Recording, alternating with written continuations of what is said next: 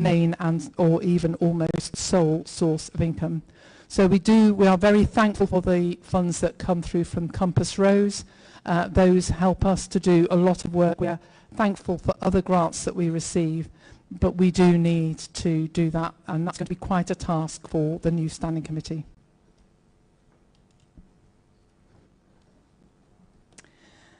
So I've changed seats now, so I'm back to chairing the session rather than being the chair of the Finance Committee.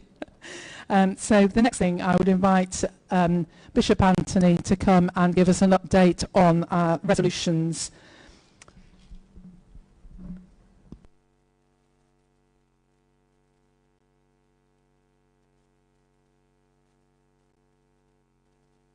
Thank you very much, Maggie. Thank you. In the documents that were circulated for this meeting, you will have all received a review with progress reporting from the Archbishop of Canterbury and the Secretary General on the resolutions from ACC 17.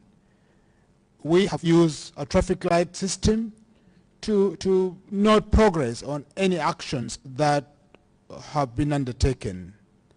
Coming out of ACC 17, there was a longer list of resolutions that covered a wider variety of topics. And you may have noticed that this list is shorter.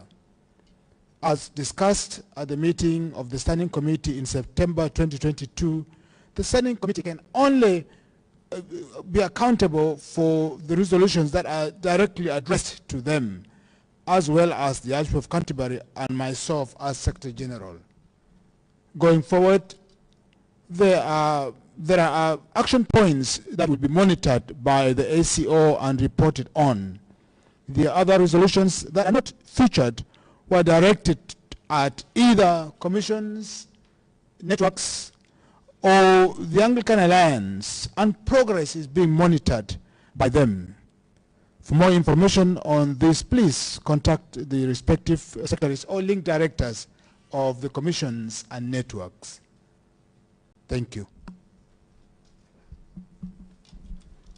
Bishop Anthony is going to not quite go away, but for the purpose of the live stream, he's about to do an update in his position as Secretary General rather than the resolutions. So it's just so that those who are picking it up from the live stream know kind of where we are, that I'm just introducing him again.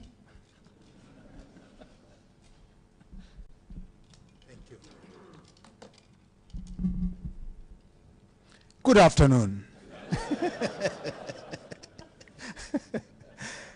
Well, it is a pleasure to be here today and speak to you all as my Secretary General's written report, which you have all already received, has documented the key updates which I started, since I started my role in September.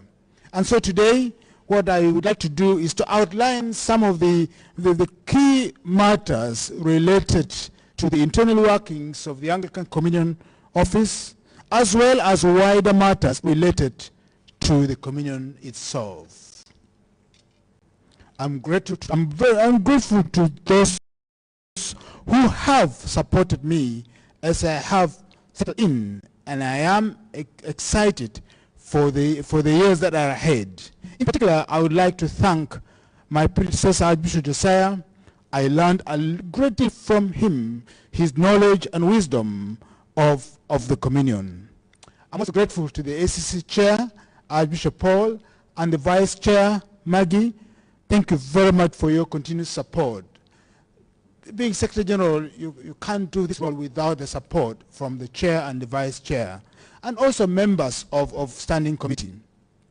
I want to thank my colleagues in the office, the directors, and all the staff at the ACO, all of whom have helped me get me up to speed with the wonderful in-depth work of the Anglican Communion Office.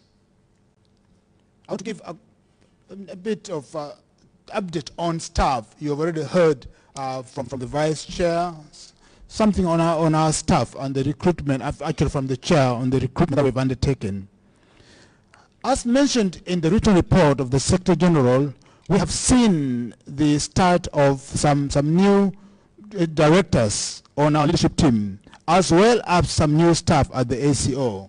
In particular, I want to mention our new Director for Unity, Faith and Order, Dr. Christopher Wells, our Director for Administration and Logistics, Grace Barlow, and Martha Jarvis, the new Anglican Communion Permanent Representative to the United Nations, who takes up her role in March.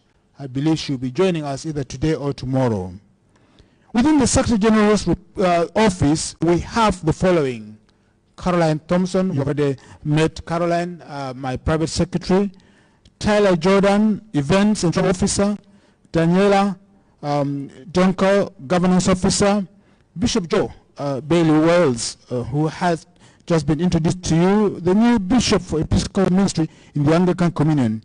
Janet Miles, who continues her role ahead of communications for the Lambeth Conference and Episcopal Ministry.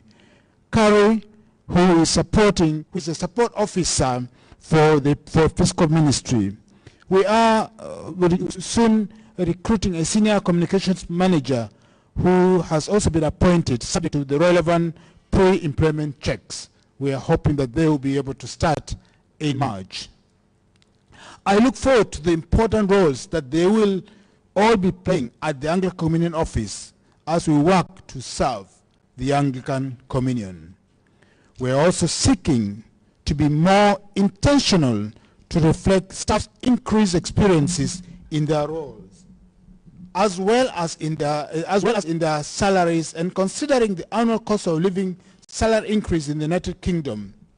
The review of individual job descriptions and corresponding salaries will continue throughout this year, with recommended changes submitted to a standing committee. Staff development and training has been built into this year's personal development review to identify where we can support staff in their professional growth. We also continue to review our working culture and practices to provide an environment in which staff are happy to work while also maintaining a good work-life balance. Since the COVID-19 pandemic, this now includes a hybrid working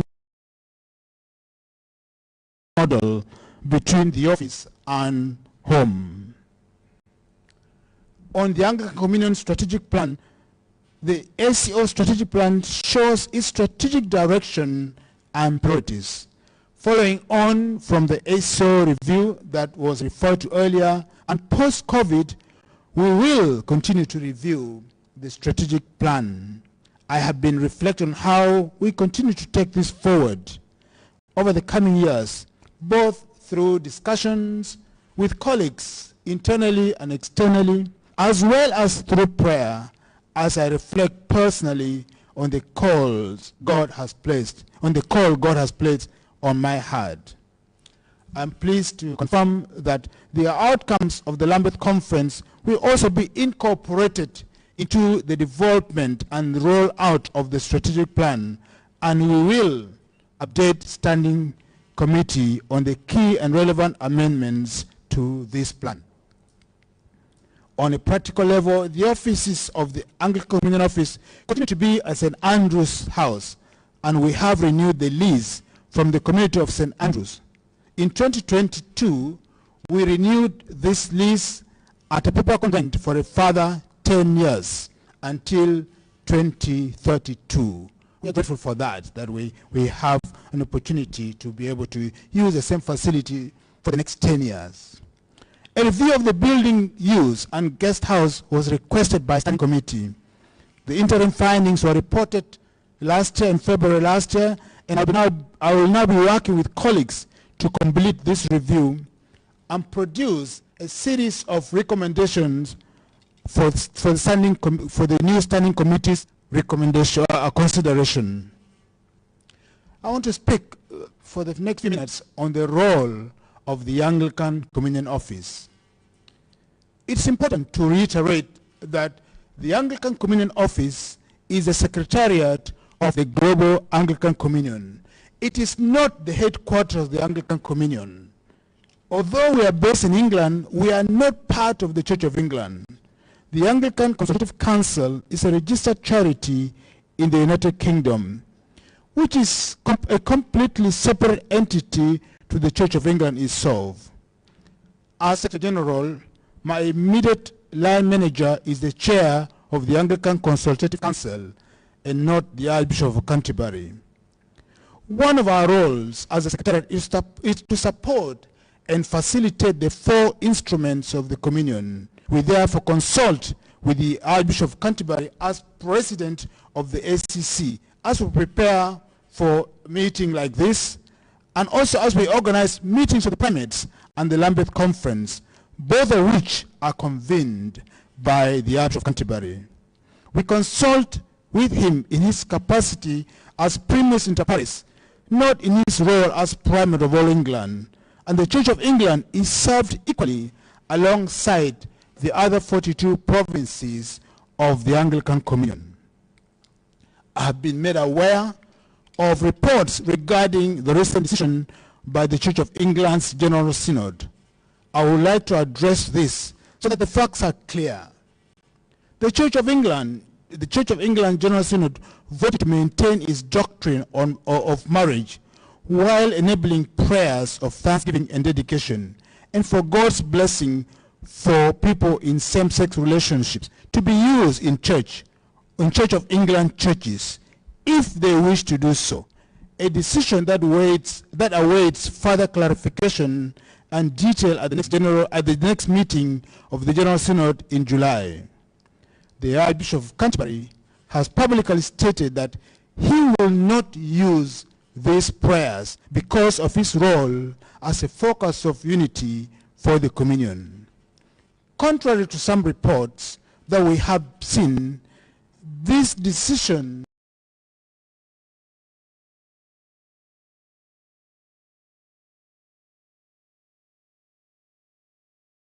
is solely by and for the Church of England in its local context. Although the Church of England is seen as the mother church, the decisions from its synod are not binding on any part of the Anglican communion, nor could they be. The 42 member churches or provinces of the Anglican Communion are autonomous, yet interdependent. There is no central decision-making body in the Anglican Communion. Provinces can make decisions only for themselves. That said, the task and call of full communion with one another is critical, and Anglicans, like all Christians, should seek agreement whenever possible. The question of the structures evolves, a point emphasized by the Archbishop of Canterbury in his presidential address on Sunday. Primate meetings. Over the past months, I have been holding one-to-one meetings with primates to connect with them in my new capacity as Secretary General, and more importantly, to better understand their provinces, learning the challenges that they face, all for the future of the Anglican Communion. It has really been to me an eye-opening and helpful time as I have met and had conversations with primates.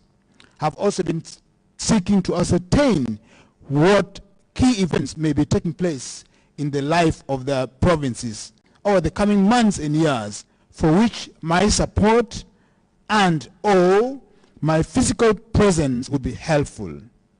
This is actually helping me prioritize my work and travel as I work on my travel plan for the coming months and years. Regarding primate meetings, they are held at varying intervals around the world. The most recent in-person primate meeting was a hybrid meeting at Lambeth Palace in London in March 2022.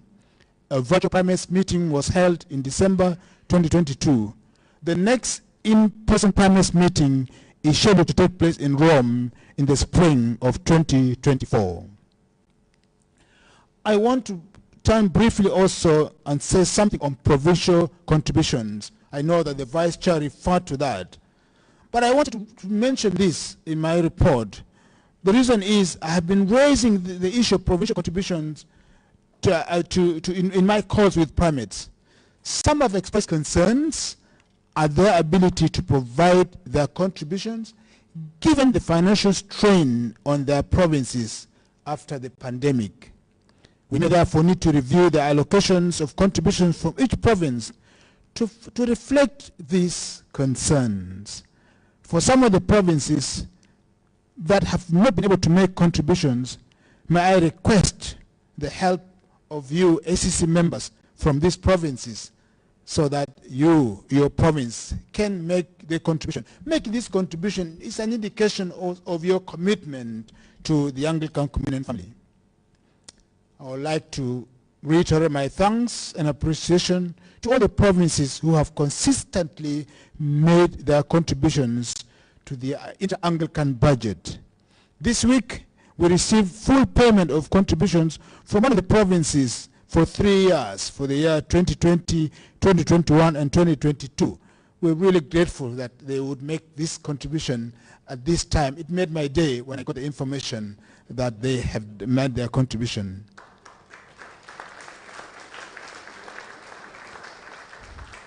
I would also like to thank Campus Royal Society for their faithful support to the Anglican Communion Office, as well as to our other partners who continue to support us.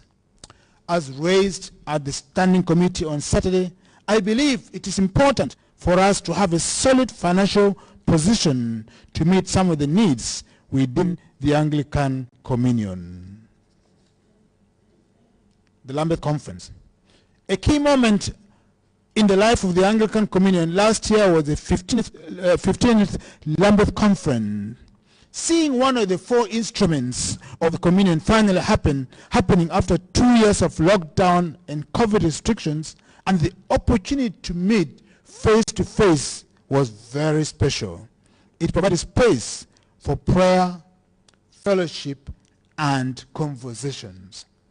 We welcome 435 bishops, 464 spouses, and 45 ecumenical guests from over 82 countries, exploring the theme of God's church for God's world, and inspired by 1 Peter. The conference challenged us to look outward to the needs of the world and with the hope of the gospel. Many bishops have since then shared with me their joy about the conference and are speaking of a rejuvenated Anglican Communion. Phase 3 of the Lambeth Conference will focus on taking forward the outcomes of the conference, and in particular, the implementation of the Lambeth Calls. A group has been appointed, chaired by Archbishop Julio Murray of Panama, and working alongside Bishop Joe Bailey Wells as part of her role as Bishop for Episcopal Ministry in the Anglican Communion Office. We will hear more from Bishop Joe on this later in the week. Provinces of the Anglican Communion. It's always remarkable to see the communion grow and new provinces being created. I had the privilege of joining the Archbishop of Canterbury to witness the inauguration of the 42nd province of the Anglican Communion, the province of Iama.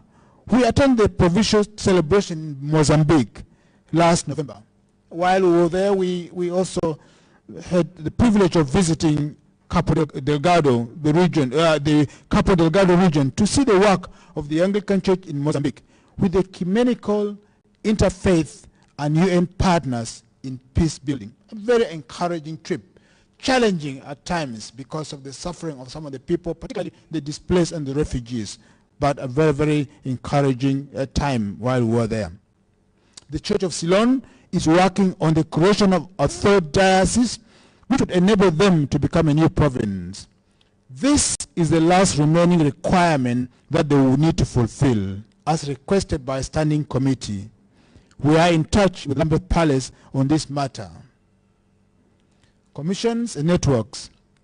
I'm pleased to see how commissions and networks have flourished despite the global pandemic.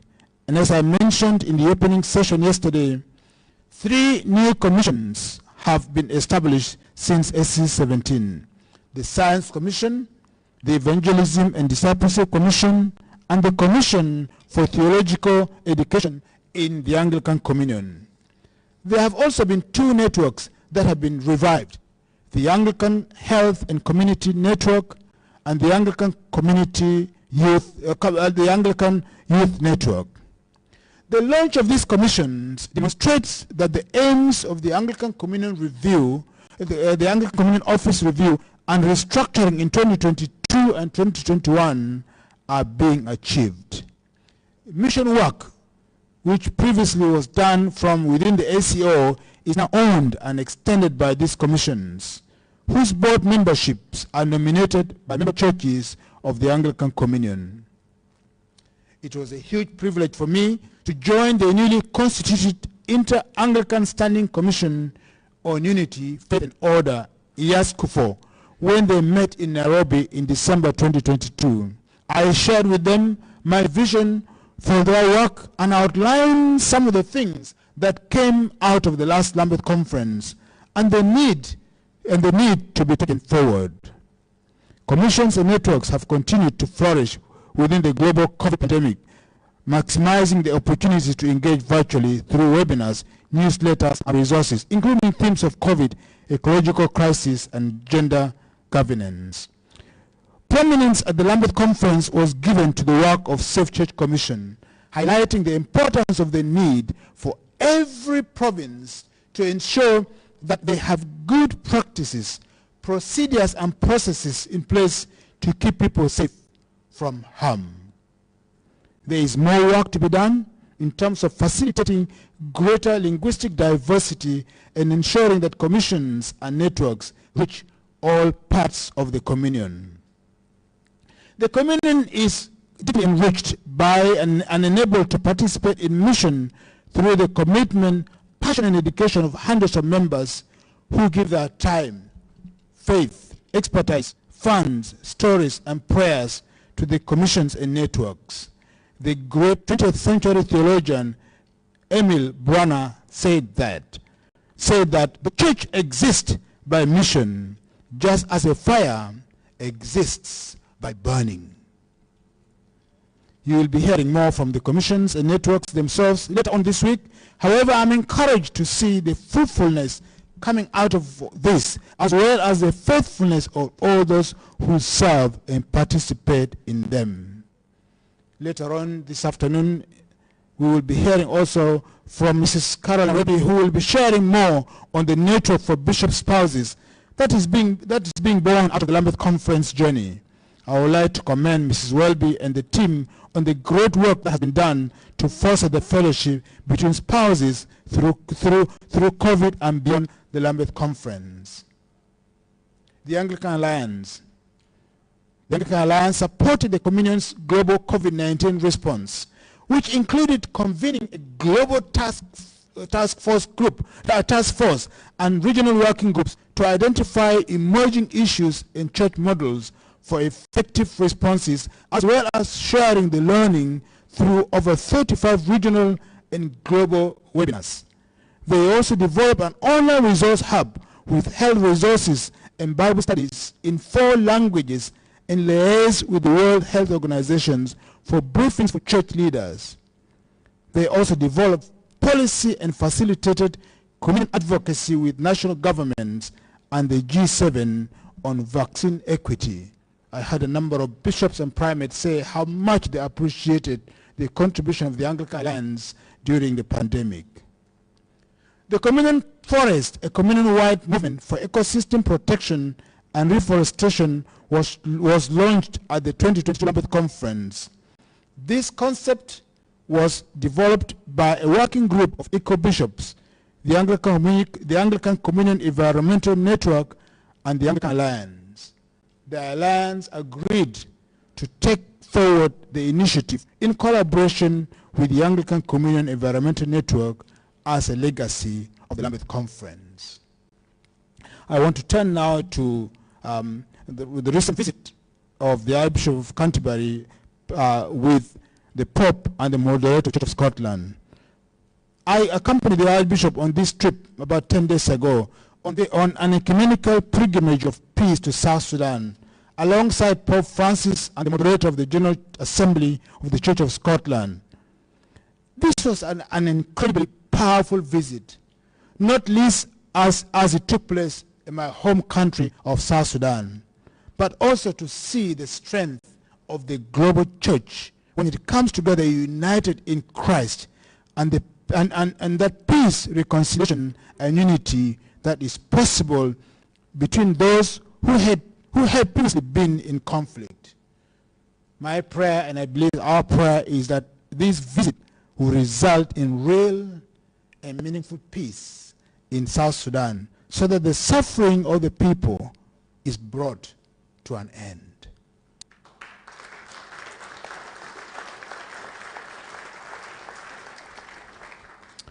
I'm currently planning my official visits for 2023 and 2024. One of my priorities is to visit some of the smaller provinces. I want to ensure that their voices are heard on different issues within the Communion. One of my confirmed visits is a trip to Tanzania in August 2023 with members of Campus Rose Society as part of their annual visits around the Communion.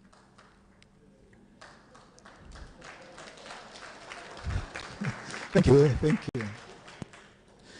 I was looking actually at my job description, and one of the things that says that is the role of the Secretary General is to ensure that they visit provinces, especially smaller provinces that are often not heard. And so I want to ensure that I do what I can to do that. I would like to draw your attention to some important matters that were not included in the written report. The IASC4 study on good differentiation is what we hope that all Anglicans are committed to, which includes deepening our fellowship, which is our shared faith and order, and in communion with the See of Canterbury, thinking creatively and faithfully about what Christian communion, koinonia, means as we walk alongside our fellow Christians, but also seeking to allow the necessary space for good and faithful conversations between and among Anglicans, a space that can protect the varying discernments and consciences of all sides, enabling good listening and helping us to make decisions together as much as possible. When we find ourselves continuing to disagree, we should allow one another space. That may permit continuing but respectful conversations without papering over our differences. This gracious giving of room to one another may be called good differentiation, building on the idea of good disagreement that Archbishop Justin has called us to do in recent years. The IASC4 team are here this week, including Bishop Graham Tomlin and Bishop Paul Korir from Kenya. They will be sharing more detail on this study this week. Another thing I wanted to highlight is the Working Group on Strengthening ACC Standing Committee. In 2016, the primates established a task group to work out how bishops could work together. Then, at the 2020 primates meeting in Jordan, they appointed a working group chaired by Archbishop Philip Richardson, who I believe is here, to consider how standing committee might be strengthened so that it better supports the instruments of communion. We will be hearing a bit more from an update from this group. The COVID pandemic slowed down its work, but the group is now hoping to submit a report later this year. They are clear that they are not looking at somehow strengthening the standing committee to create what would in effect become a fifth instrument of communion, but rather at how its role and membership might be refined so that it better connects and facilitates the current instruments of communion. You are invited to the French meeting this evening to hear about the work of the Standing Committee and feed in your own views. I want to say something very, very briefly on Personal Emergency Fund. Some of you will be aware of the existence of the Personal Emergency Funds, which offers funding for urgent and critical medical treatment where other sources of funding, including diocesan and provincial support, are unavailable. The fund supports serving clergy and full-time church workers and their immediate families. The PEF is flourishing in its new home as part of the Anglican Communion Fund after its transfer from the Anglican Communion Office. Looking forward, at the Lambeth Conference, one of the things that came up was on companion links. 178 bishops signed up to renew or start companion links, joining dioceses together in mission, prayer, and fellowship. The Anglican Communion Office will work to support and facilitate these links as they develop. Looking forward, we always want to grow and enhance the work that we do across the Communion. During this week, you will be hearing from colleagues on a variety of different topics. Our role as the ACO supporting instruments of the Communion, we do what we can to invest in translation and interpretation. At the Lambeth Conference and much of our work at the ACO, we translate in 4 main languages and at times up to 8 languages and provide interpretation, all either the materials or some of the things that we do. This is a vital part of what we do, but also because as an office that undertakes work across various parts of the world, it's important that we do that. It's a vital part of fueling international dialogue, and it's a major commitment that we want to invest in. We would like to continue to do that, producing high-quality resources that are available to an international audience and ensure that all voices are heard, particularly in an Anglican Communion family like the Anglican Communion family, which is international. As Secretary General, my role will focus on building relationships and taking forward the outcomes of the 2022 Lambeth Conference as part of Phase 3 group. I remind myself of the call that God has placed upon us as the Anglican Communion Office to support, facilitate, and serve the instruments of the Communion. We are living at a time of great need, and we can often feel overwhelmed by the scale of the world's problems, as well as some of the challenges we face as a Communion. But I remember that with God on our side, no challenge we face is unsurmountable. I dig deep into the passionate belief in the role that our global network of churches can play in sharing the gospel and bringing hope to the world. All of this is done under the guidance of the Standing Committee with financial oversight made by the Inter-Anglican Finance and Administration Committee. I thank each and every one of you for the part that you play to extend God's mission to the Communion and the support that you continue to give us at the Anglican Communion Office. Thank you very much for listening, and now I will hand over back to the Vice Chair.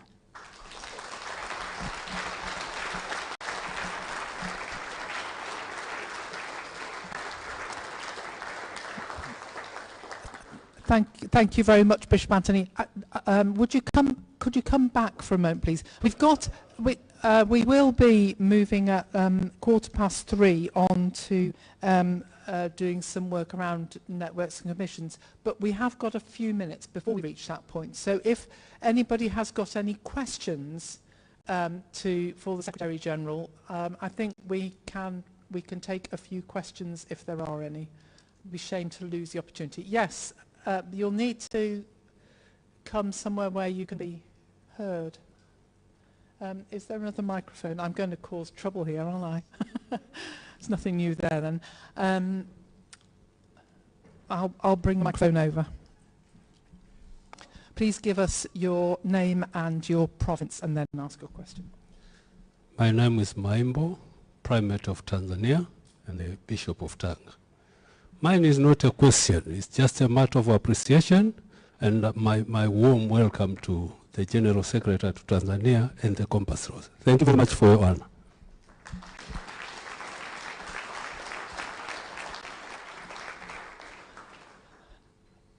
Any other questions for Bishop Anthony?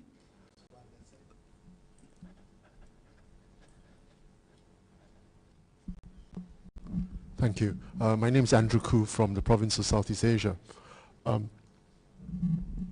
My question has to do with the United Nations office or representation from the Archbishop of Canterbury. What are there any specific agenda or things that we hope to achieve using that particular avenue?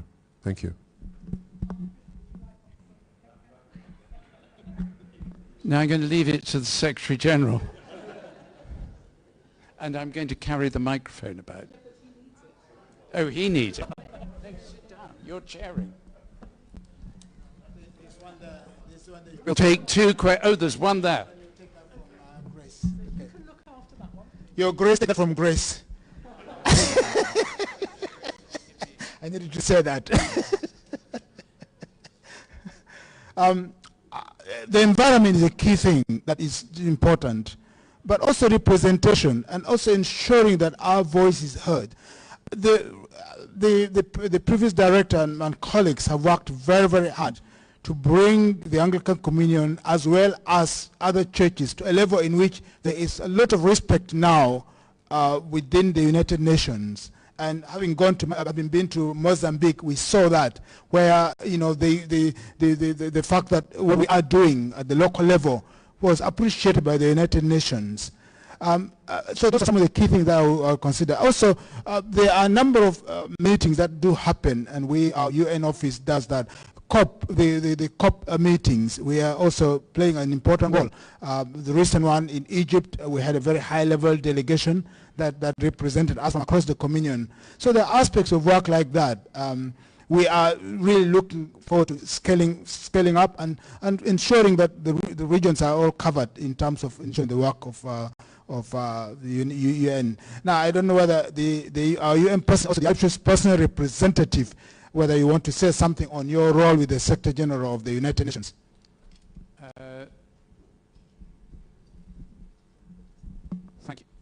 Thank you. I was just going to say I am on the easily remembered title of United Nations Secretary General's High-Level Advisory Panel on Mediation. It just trips off the tongue. And if the translators can do that one, it's a triumph. But I'm on that, which is I'm the only religious figure on that. The rest of them are sort of presidents and prime ministers and foreign ministers and that. And that has given me good links with the Secretary General. And, we've got a very good reputation there. So, and that's largely thanks to the work of this office.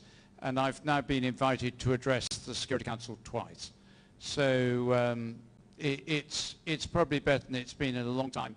I take no credit for that at all. It's very much down to Jack, who was our last representative, and Martha is just extraordinary, as you will see later this week when she comes. Next question. Yep. Your Grace. Thank you, Grace. Mine, I'm Ezekiel Kondo, Primate of Sudan and Bishop of Khartoum.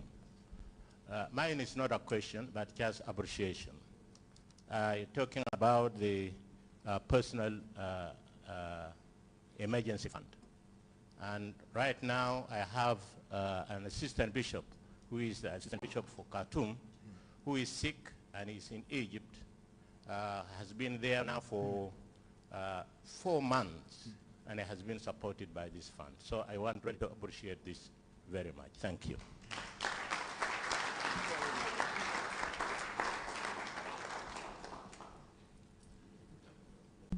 Thank you. Priscilla Shaw from the Anglican Church of Canada. I just wanted to ask and put in a bid for equal representation of genders on those new commissions. Thank you.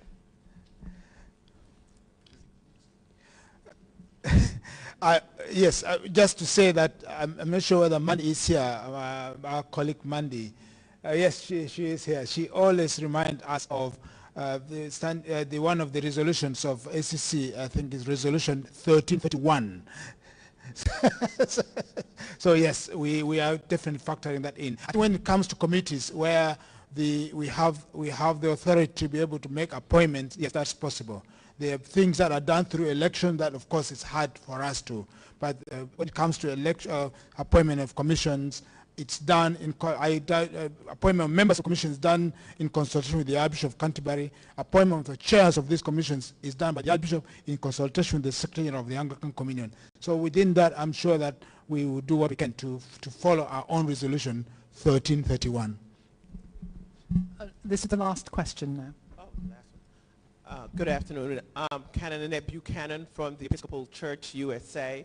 I just wanted to ask about the priority of youth and young adults initiative across ACC. I didn't hear that in your report, and perhaps it's in one of the networks or commission, but as you know, the youth are the present as well as the future, and having them involved in this body and other instruments I think will be very important. Thank you so much for your report. Okay. Yesterday, I believe the Vice Chair did refer to that, but I want to add this to say that at the last ACC, a decision was made to ensure that we actually incorporate youth as members of standing committee, and we are committed to do that. I've had regular contact with the youth reps, and I'm hoping to even have further conversations with Clifton. I think while he's here, as again an indication of what we do. I think it's also important that as we identify members, and I will call upon those of you who have the responsibility of nominating, appointing, using your synod to bring members to the ACC, that you factor in youth as well as ensuring that there is gender representation. I think it's important that we do that. So we play our role, but at the ACO we'll do what we can to ensure that indeed youth are taken very. I used to be a youth worker, so definitely I won't forget that. Thank you very much. We've got a red light on this microphone, so I suspect that may mean that we're going to need to change a battery. Just saying. Thank you very much, Bishop Anthony. I've swapped onto this one.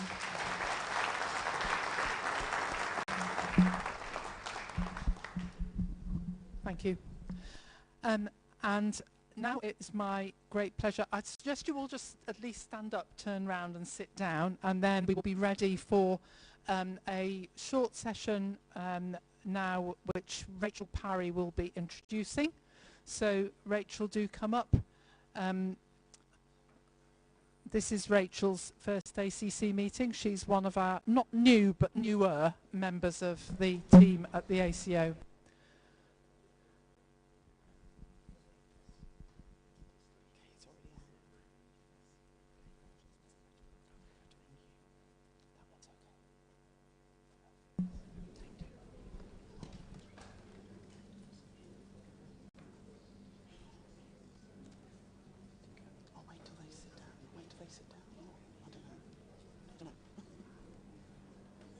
Okay, would you like to sit down now, please? Thank you very much. Over to you, Rachel. Thank you. Warm greetings to you all. Isn't it a joy and a privilege to be here?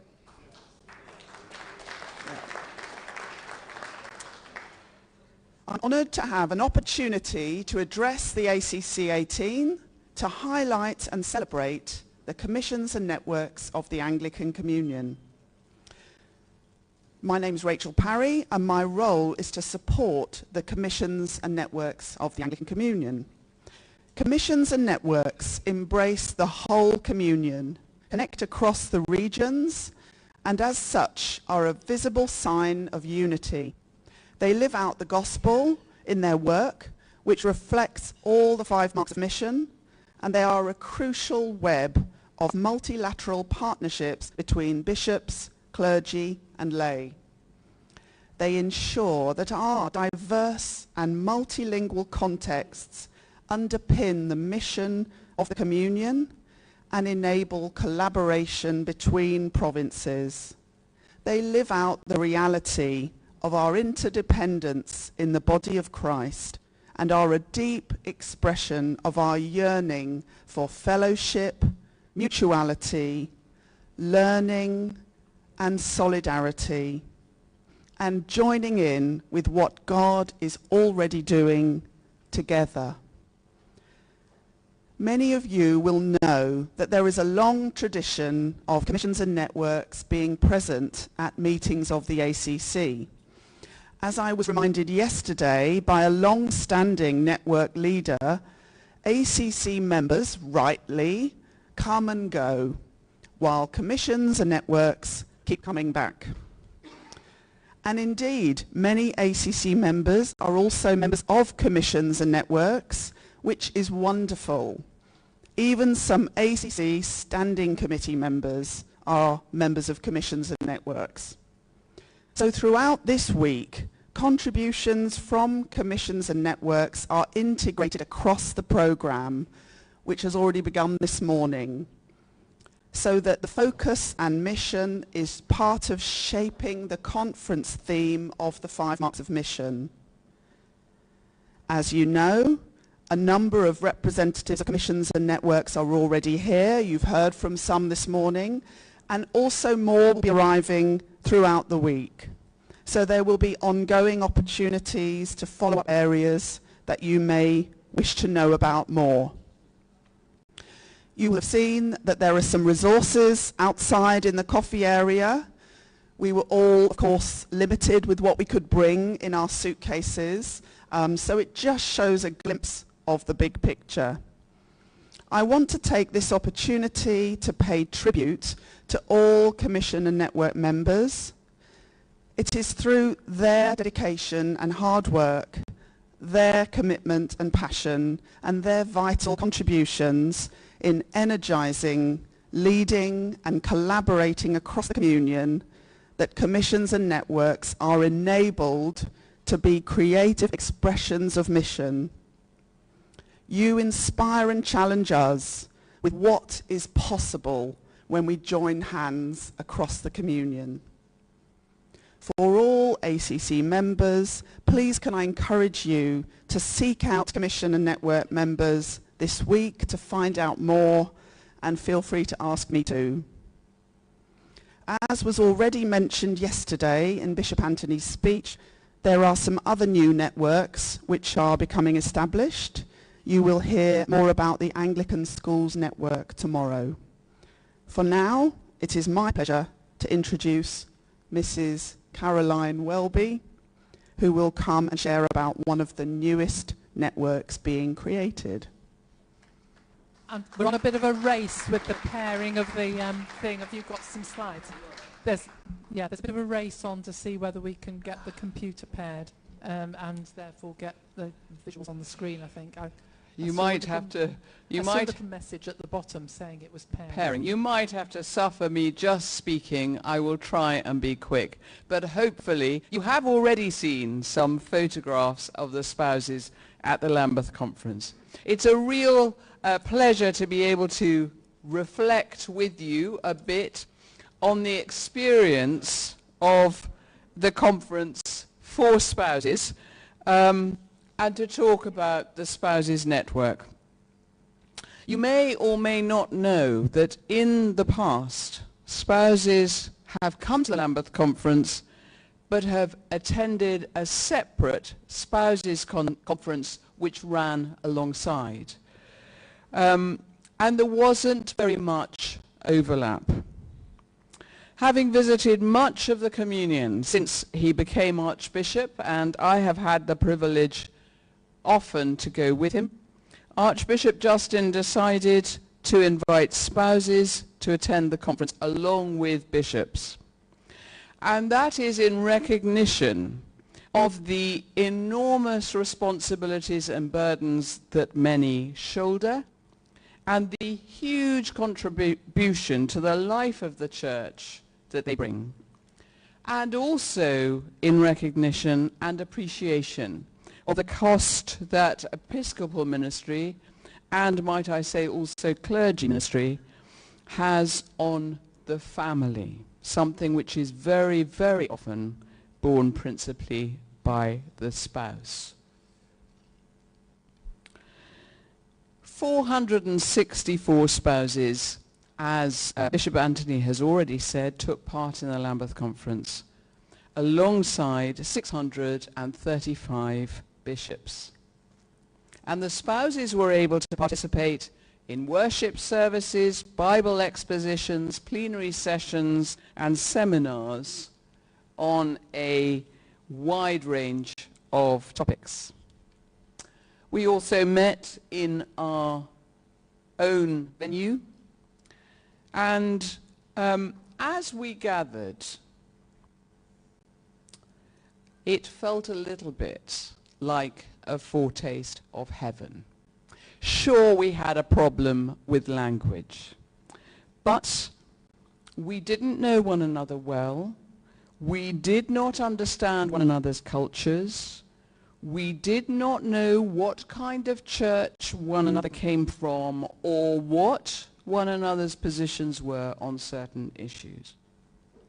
But we were linked by a love for Christ and therefore a love for one another.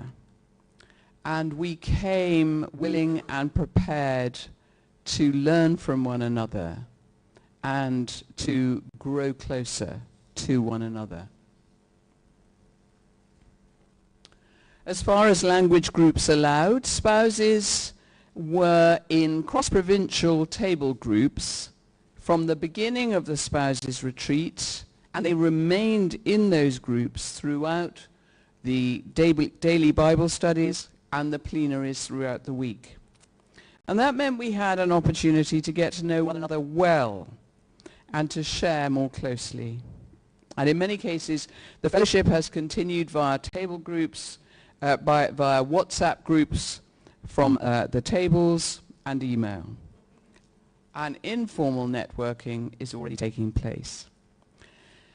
And at those times when bishops were in their business sessions, spouses participated in a series of strengthening sessions that were created just for them, for shared learning and training.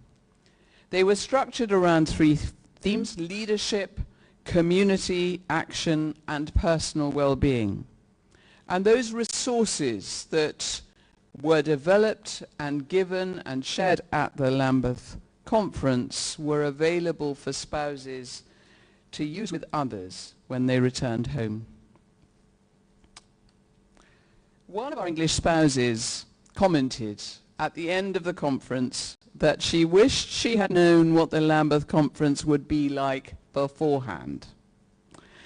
And then she said, "I know you tried to tell me. It is hard to describe something which is outside most people's experience. But the Lambeth Conference was transformative for many spouses.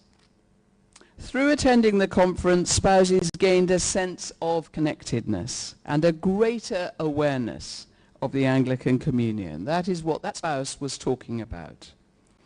And they experienced the potential for support and encouragement from other spouses. How do we continue that sense of connectedness and support? So as part of Phase 3, the implementation phase of the Lambeth Conference, the ACC Standing Committee has approved the formation of a network of bishop spouses in the Anglican Communion. And the network will seek to encourage and equip by helping spouses to connect within provinces. Some of this work began before the conference in Phase 1 with what we called our global conversations. If you were Keen-eyed, you would have seen a picture of many spouses on Zoom, and helping spouses to connect across provinces to continue that conversation. And really important, sharing learning and other resources to equip spouses for life and ministry and the roles they take on. The network will be of spouses and for spouses, and will look to work with other agencies, including the Mothers Union, Women on the Front Line, Anglican Alliance, and the other networks. An interim working group is being established as we speak, and that will do two things. It will consult spouses in different provinces, and it will also seek to determine our aims and purpose more specifically, so that we can launch the Spouses Network in the summer. Thank you.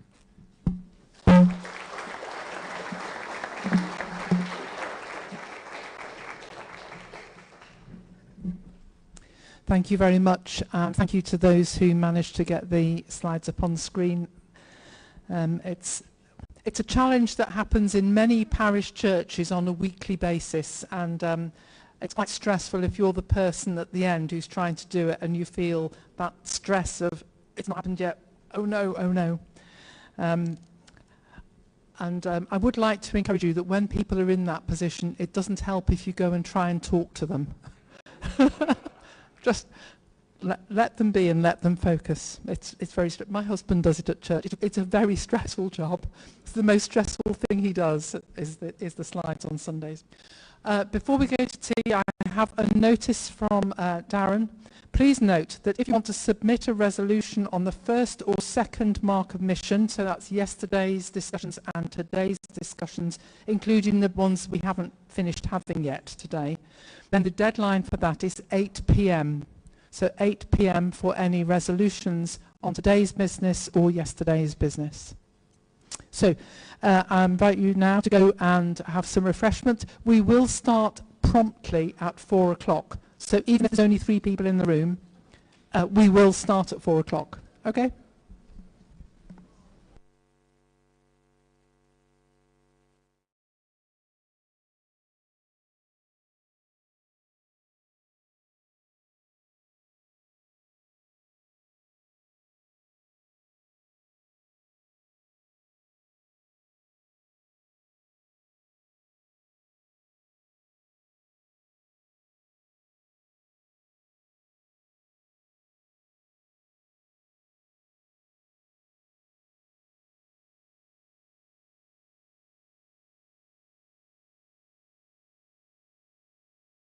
Thank you.